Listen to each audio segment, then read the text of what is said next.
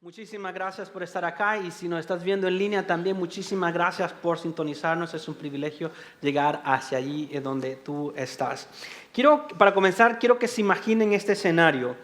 Imagínate que de la noche a la mañana algo sucedió en tu vida y de repente ya no puedes caminar por diferentes razones. Puede ser que hubo un accidente, hubo un paro, algo cerebral, algo que de repente de la noche a la mañana ya no puedes caminar, no te puedes mover. Y de repente aquellas cosas que hacías naturalmente sin necesitar la ayuda de nadie, ya no las puedes hacer y necesitas a una persona en tu entorno a que te levante, que te lleve al baño si tienes que ir al baño, que te lleve para la mesa donde tienes que comer, que ya no te puedes mover. Imagínate, tú estás en esa situación. Lo más valioso para ti en ese momento ya no es simplemente tus propias fuerzas, tus propias capacidades motoras, sino que se convierte en una persona que esté cerca de ti, a quien le importas demasiado y que está allí para ayudarte, para hacer todo lo que necesitas que hacer, desde las cuestiones más básicas. Y hemos escuchado muchas veces que las personas que están en tu entorno, las cinco personas que están más cerca de ti, son las más influyentes en tu vida y que de tanto es así que eres el equivalente de las 5 personas que te rodean. Y por eso hemos escuchado de que tenemos que tener cuidado con quienes nos relacionamos, con quienes pasamos más tiempo. Los jóvenes le decimos, mira, tienes que tener cuidado con quien te juntas porque esas personas te están influyendo. Y es cierto todo eso. Pero les quiero dar vuelta a la moneda y preguntarte si eres tú una de esas 5 personas valiosas que puedes invertir, que puedes influenciar de una manera positiva a las personas que te rodean. No pensar tú encontrar las 5 personas mejores con quien te puedes reunir, con quien puedes pasar tiempo, sino en que te conviertas tú una de esas 5 personas valiosas para invertir, para ayudar a otras personas. Pues de eso es lo que voy a hablar hoy, en que te conviertas en una de esas personas importantes para los que te rodean. La semana pasada comencé esa serie llamada Uno. ¿Quién es tu uno? Y hablábamos acerca de la parábola de Jesús en donde este pastor tenía 100 ovejas. En el momento que una se pierde, él deja sus 99 y va por aquella oveja muy valiosa. Y es ahí donde agarramos el lenguaje de tu uno. ¿Quién es tu uno? Hoy quiero hablarles el siguiente paso de esta serie. Si ya identificaste a tu uno, si ya sabes quién es esta persona a quien tú puedes invitar, hoy quiero retarte a que traigas tu uno a Jesús. Trae tu uno a Jesús. Y en la historia que vamos a ver a 4 hombres, 4 amigos que hicieron eso exactamente con una persona que no podía moverse, con un paralítico que necesitaba la ayuda de alguien más para acercarse a Jesús. Y esa historia se encuentra en Marcos 2, 1 al 5, en donde vemos que mucha gente está escuchando a Jesús. Sin embargo, había esta persona que no podía acercarse por la multitud. La historia de hecho es del 1 al 12, pero solo vamos a leer el verso 1 al 5 porque es ahí donde quiero que nos enfoquemos y donde está el principio que quiero que aprendamos. De hecho, toda la historia trata acerca de que, como los evangelios lo hacen, están trayendo a luz, sacando a luz el antagonismo que hay entre Jesús y los religiosos de su tiempo. Los escribas, los fariseos, estas personas estaban en contra de Jesús y los evangelios narran de tal manera para que el lector entienda de que Jesús iba en contra de la corriente religiosa de su tiempo y nos muestran milagros, nos muestran eventos para probar y para dar suficiente base bíblica para que nosotros creamos en Jesús tal como Él es. Y en esta historia, desde el 1 al 12 nos muestra de que Jesús no solo tiene autoridad sobre las enfermedades, sino que también tiene autoridad sobre el pecado. Sin embargo, quiero que nos enfoquemos solo en los primeros 5 versos, porque vemos ahí el esfuerzo de estas 4 personas que traen a Jesús, traen a este paralítico hacia Jesús, reconocen el valor que esta persona tiene como para que conozca a Jesús y responde a la necesidad más importante que cualquier humano puede tener, que no es necesariamente la enfermedad física, sino que es una enfermedad mucho más profunda. Entonces leamos los primeros 5 versos que dice: cuando Jesús entró de nuevo en Capernaum, varios días después se oyó que estaba en casa y se reunieron muchos, tanto que ya no había lugar ni aún a la puerta. Y él les explicaba la palabra. Entonces vinieron y le trajeron un paralítico llevado entre 4 hombres. Como no pudieron acercarse a Jesús a causa de la multitud, levantaron el techo encima de donde él estaba. Y cuando habían hecho una abertura, bajaron la camilla en que estaba acostado el paralítico. Viendo Jesús la fe de ellos, dijo al paralítico: hijo, tus pecados te son perdonados. Notemos qué es lo que estaba sucediendo entonces en esta historia. Había muchas cosas sucediendo. Había una multitud, había un gentío, había tanta gente que no podía entrar, pero entonces había esta persona que necesitaba conocer a Jesús y se dan cuenta que la puerta estaba bloqueada. Estaba bloqueada y necesitan entonces ingeniárselas para que esta persona en realidad llegara a conocer a Jesús para recibir su milagro. Un hombre paralizado, en cama, no se podía acostar, pero el milagro, de hecho, comenzó aún antes de la sanidad que Dios le otorgó. El milagro comenzó con 4 hombres que dijeron: necesitamos llevarte a Jesús. Jesús es alguien digno de conocer, porque Él tiene la respuesta a tu necesidad.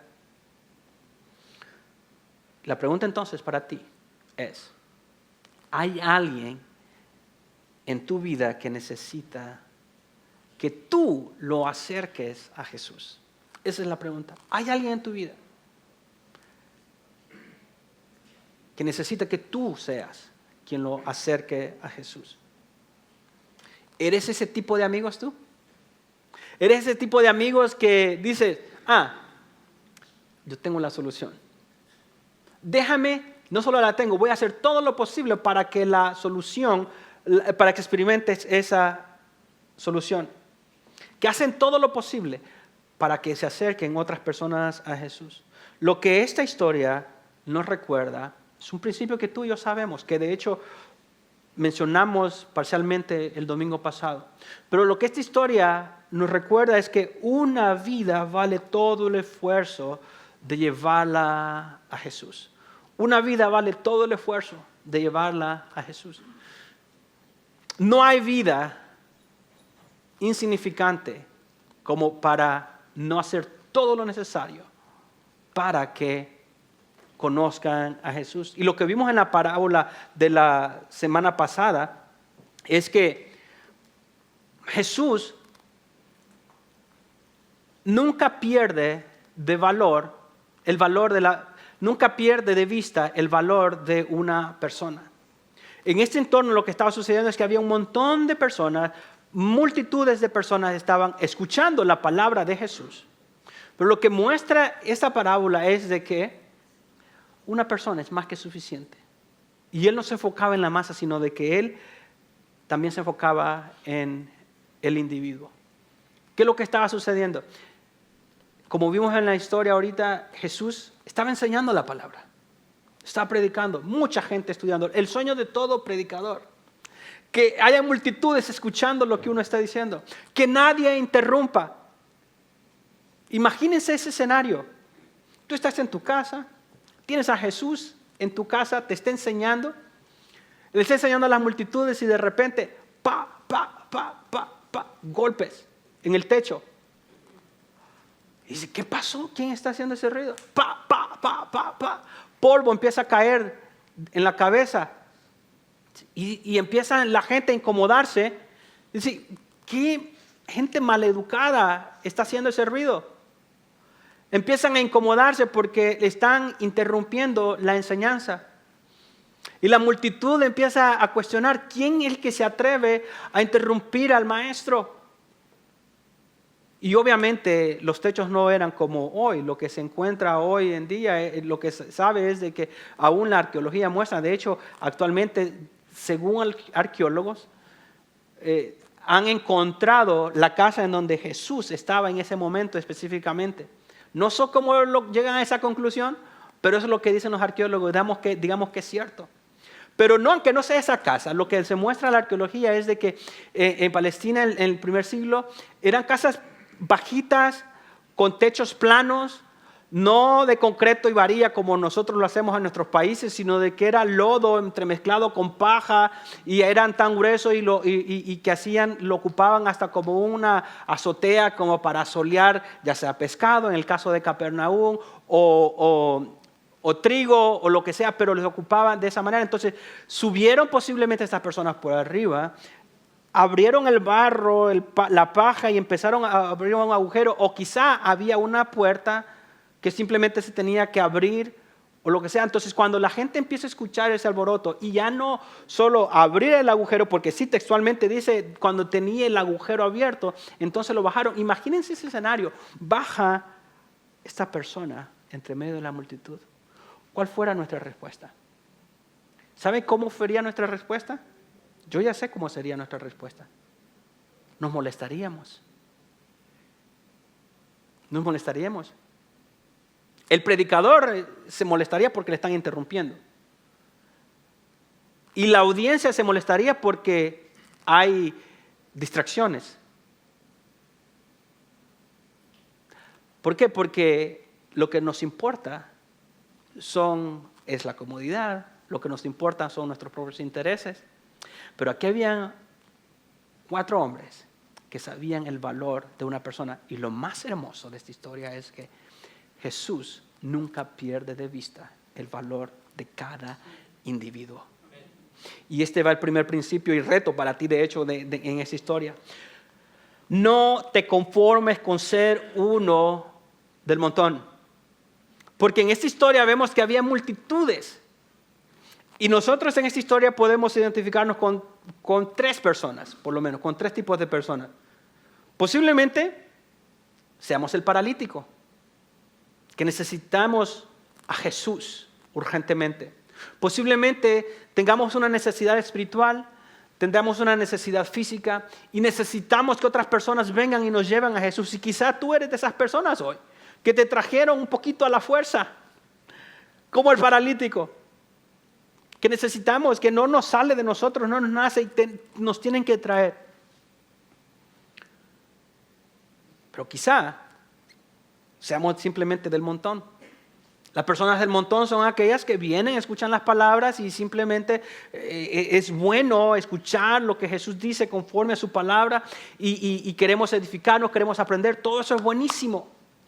Pero lo que podemos aprender de esta historia es que no seamos simplemente como los del montón. Lo que podemos hacer con esta historia es que podemos convertirnos en uno de esos 4 amigos. Que seamos esas personas que se encargan de traer a otras personas a Jesús. No te conformes con ser uno del montón. Jesús ya estaba en Capernaum, era la base de operaciones de Jesús, en donde él usualmente era donde él llegaba, y ahí según lo que la historia dice, es que cuando él estaba en casa era un lugar que era muy cómodo para ellos. Se cree que era la casa de la suegra de Pedro, por lo que se lee un poquito antes. Entonces ellos estaban cómodos, ellos estaban tranquilos, Jesús estaba enseñando, todo el mundo estaba cómodo entre la multitud escuchando las palabras de Jesús. Sin embargo, como la puerta estaba bloqueada, la casa estaba llena, no hay espacio, no había nadie más, hubo alguien que dijo, esta persona necesita conocer a Jesús. Porque esa es la realidad y esta es la necesidad que necesitamos reconocer. Que las multitudes pueden acercarse a Jesús sin experimentar la transformación. Mi deseo para nosotros es que nosotros no seamos simplemente personas del montón. Quiero que seamos personas que tomamos en serio lo que Jesús nos ha enseñado y la misión que Él nos ha dado. Y luego poder seguir trayendo a más personas para esa misión. Hasta que se tomen en serio la misión de Jesús y que den ese paso más adelante, seguirás siendo una persona del montón. Y mi reto es que te rehúses a eso. Cualquiera que sea ese paso espiritual que tengas que dar. Obviamente estamos hablando de tu uno, que eso es lo más práctico de esta serie de mensajes. Pero hay otras cosas que puedes hacer para adelantar, para dar un paso de fe hacia Jesús y que ya no seas una persona del montón. Paréntesis, voy a hablar un paréntesis.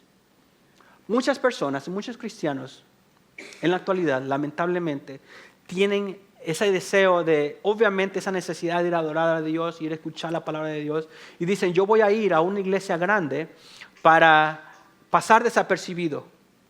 Voy a llegar unos 5 minutos después para llegarme y sentarme sin saludar a nadie, y apenas empiece a orar el pastor a la hora de la predicación, al final de la predicación, me voy a ir para que no me salude nadie también, para pasar desapercibido.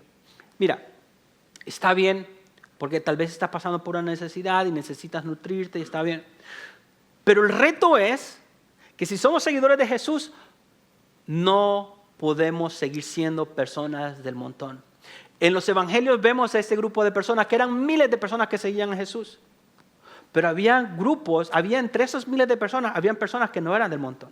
El ejemplo son de la misión de los 70, obviamente lo de los 12, luego los discípulos, luego los convirtió en apóstoles. O sea que hay una progresión como las personas de las multitudes se acercan más a Jesús y luego ya no se convierten en personas del montón, sino que son personas que tienen una misión en específico. Entonces nosotros no debemos conformarnos con ser una persona del montón, sino que debemos enfocarnos en ser personas en misión, una persona que está enfocada en cumplir la misión de Jesús, que otras personas le conozcan. Y hay muchos ejemplos de esto. Yo decidí tomar esto de hecho, por el esfuerzo que le tomó a estas 4 personas, pero en la narrativa de los evangelios encontramos a muchos trayendo a Jesús.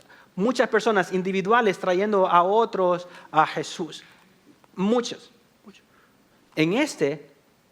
Sin embargo, esta es una de las razones por qué me encantó esta historia. Por el segundo punto, que cada persona vale cualquier esfuerzo para llevarla a Jesús.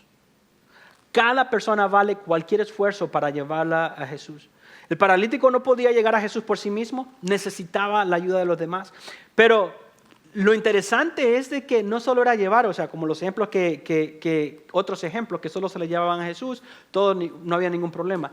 Esta historia es poderosa porque ellos tenían intencionado llevarlo a Jesús, pero tuvieron tantos obstáculos, tantas barreras para llevarle a Jesús. Y ellos sobrepasaron esas barreras, vencieron todos los retos para que el paralítico verdaderamente conociera a Jesús y experimentara lo que él necesitaba para ser transformado.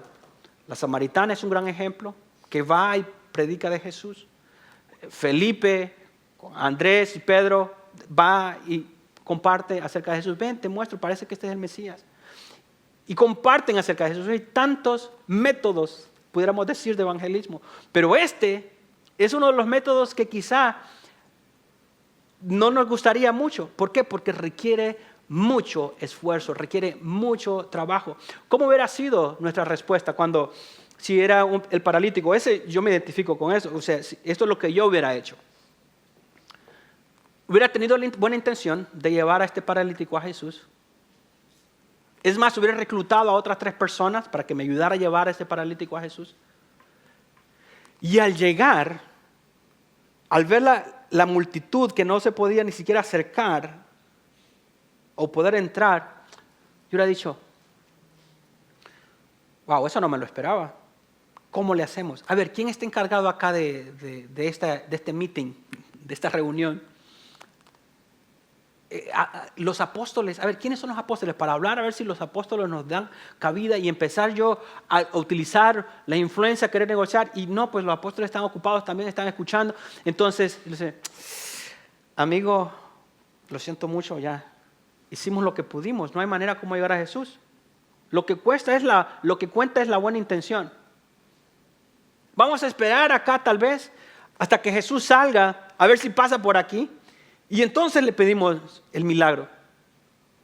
Hubieron muchas opciones, muchas salidas como para que estos 4 hombres se hubieran dado por vencidos y ya no hubieran seguido hacia adelante. Pero ellos dijeron, no.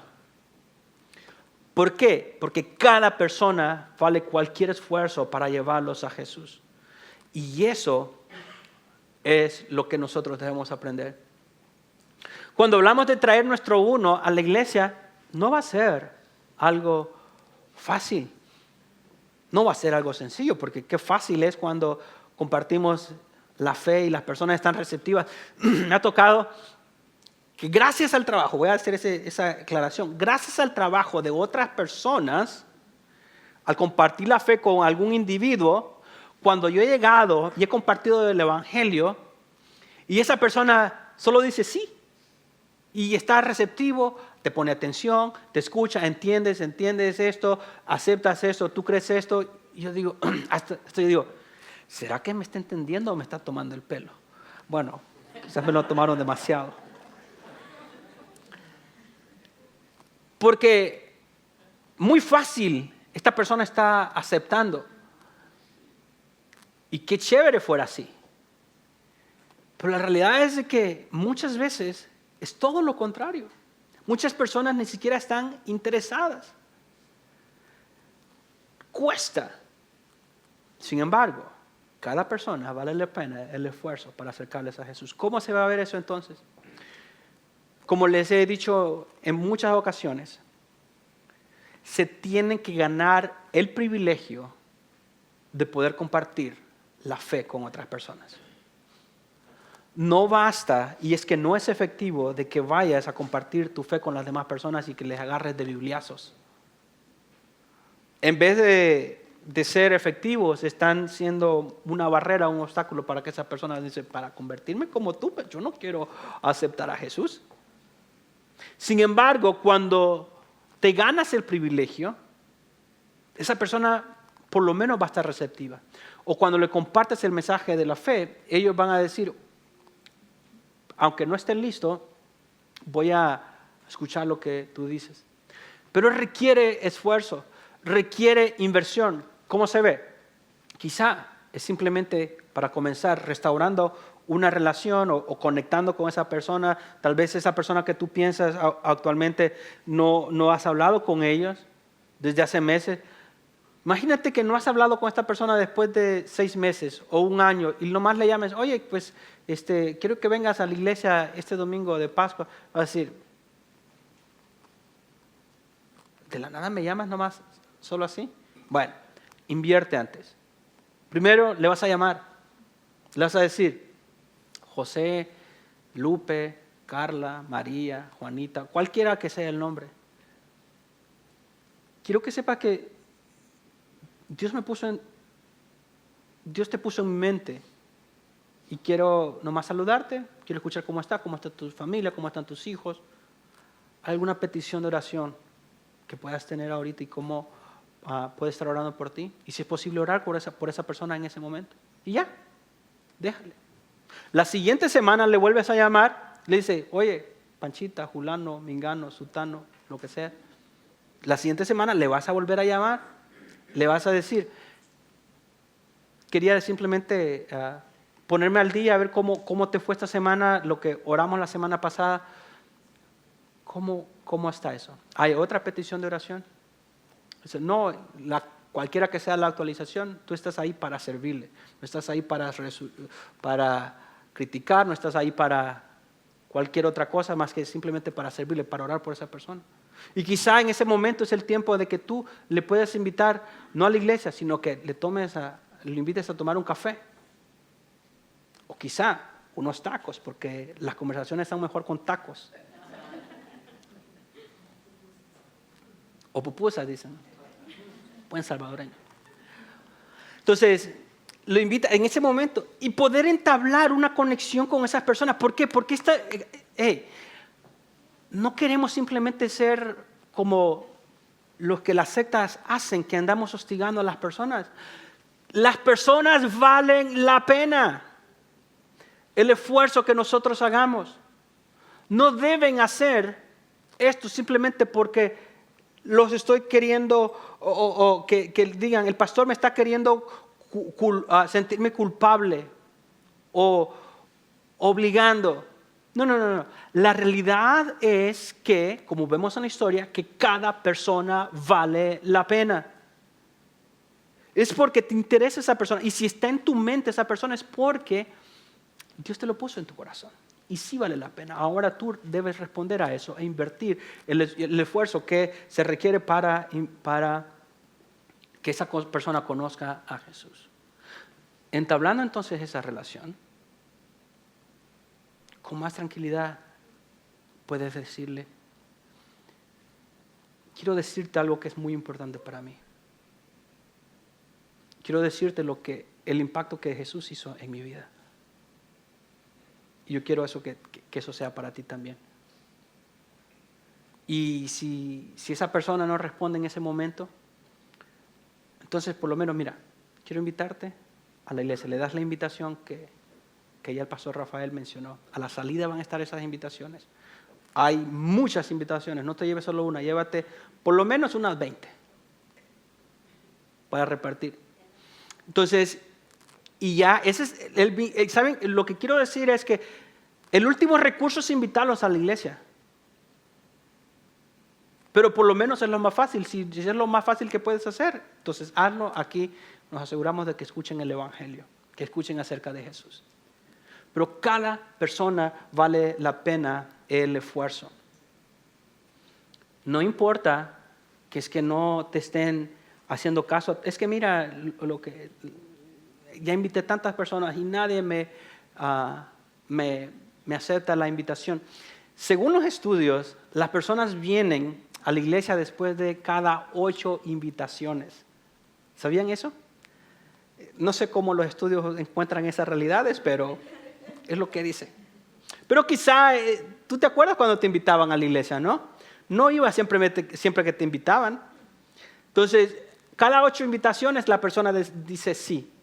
Entonces, ¿qué quiere decir? Si solo invitaste una vez, 2 veces, 3 veces, tienes que seguir invitando.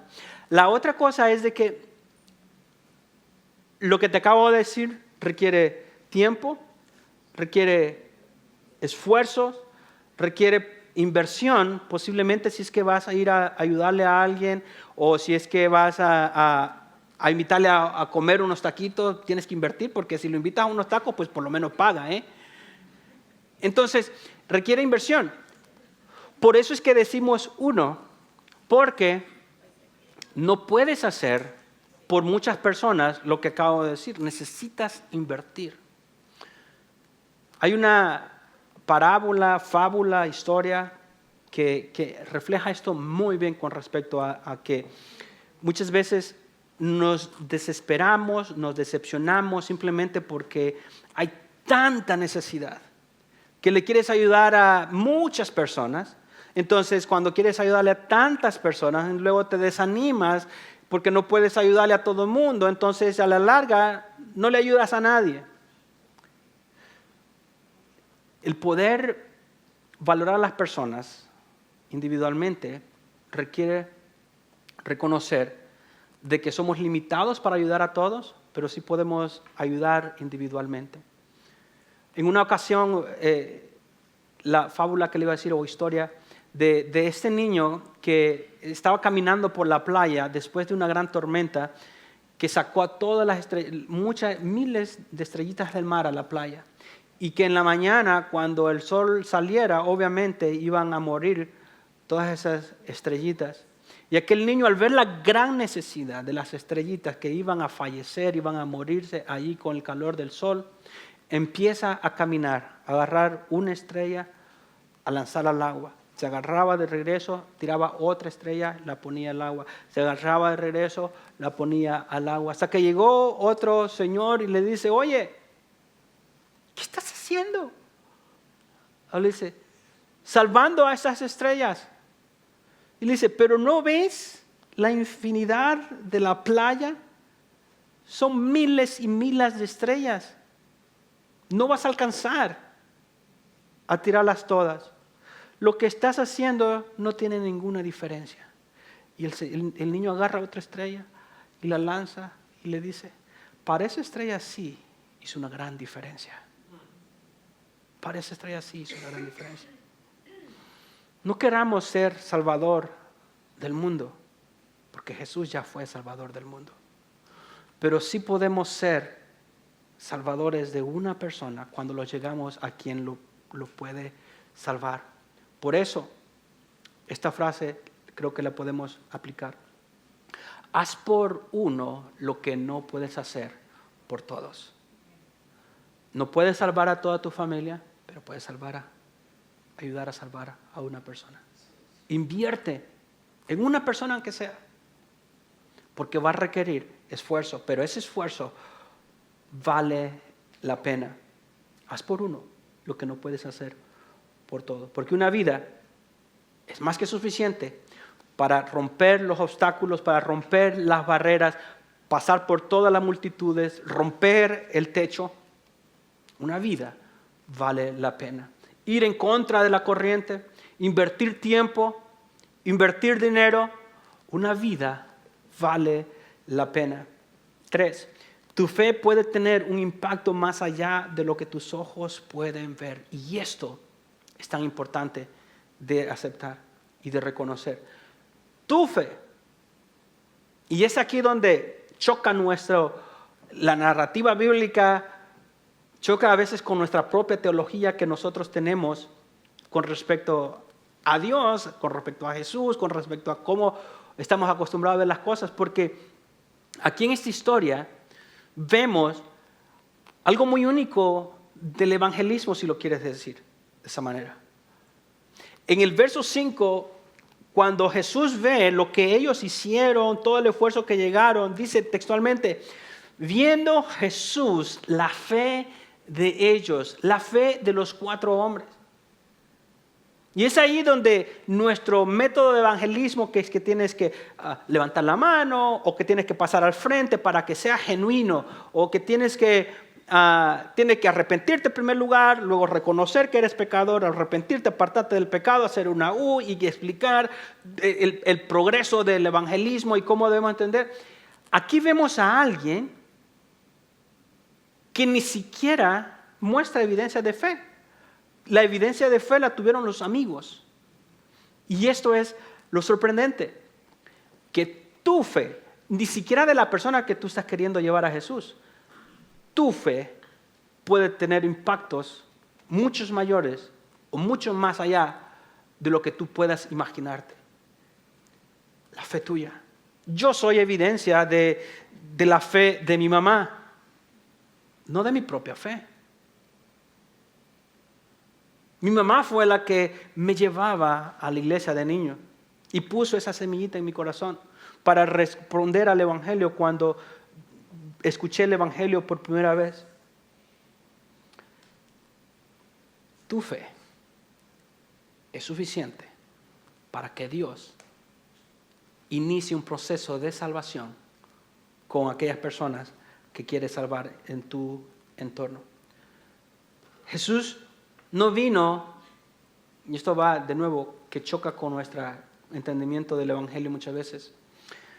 Jesús no vino primero a mejorar tu vida, porque Él le dijo en el mismo verso, hijo, tus pecados te son perdonados. Ellos vinieron por un milagro físico.